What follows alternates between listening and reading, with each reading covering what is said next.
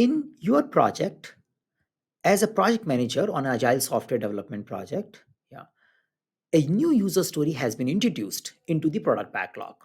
During a backlog refinement meeting, you are leading the discussion on assigning story points to this new user story. What should be the primary factor in determining the story points for this user story?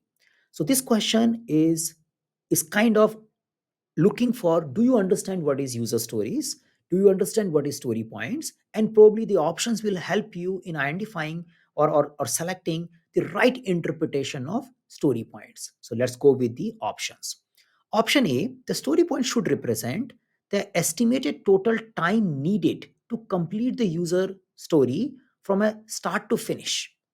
So it is saying that story point should represent the duration of the work. Yeah.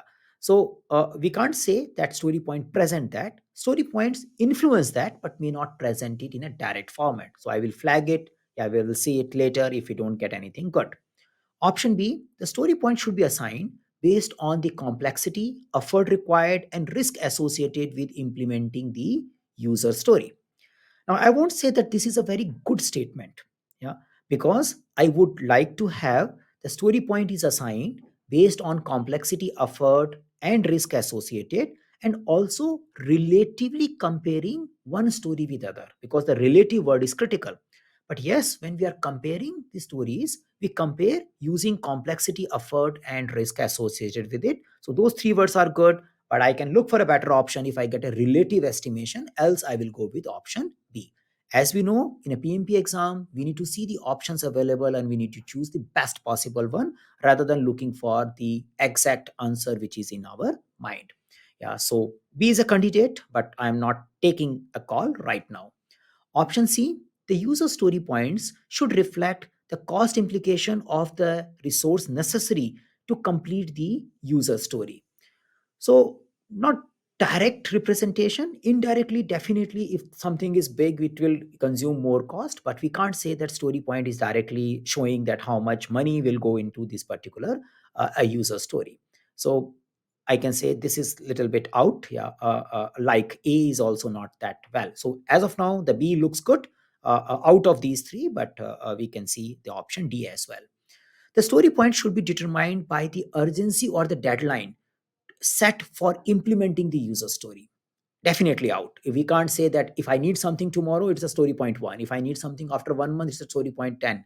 Yeah, you can't say that. Yeah, you are basically looking at the effort needed, the complexity involved, the uncertainty there, and comparing these three factors between different user stories and making the team to collaborate and come to the number.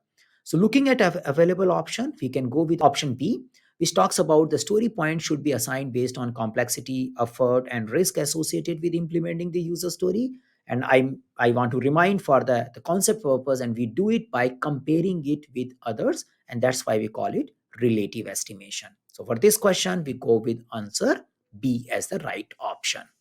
We can say the plan and manage project schedule is something coming as a task. So it is still mapped to a task six of a process domain, plan and manage schedule. But this particular is focusing on adaptive scheduling. So rather than predictive scheduling, we are focusing on how do we do release planning, how do we do story pointing in the agile ways of working. So topic is adaptive scheduling and focusing on our understanding of story point estimations.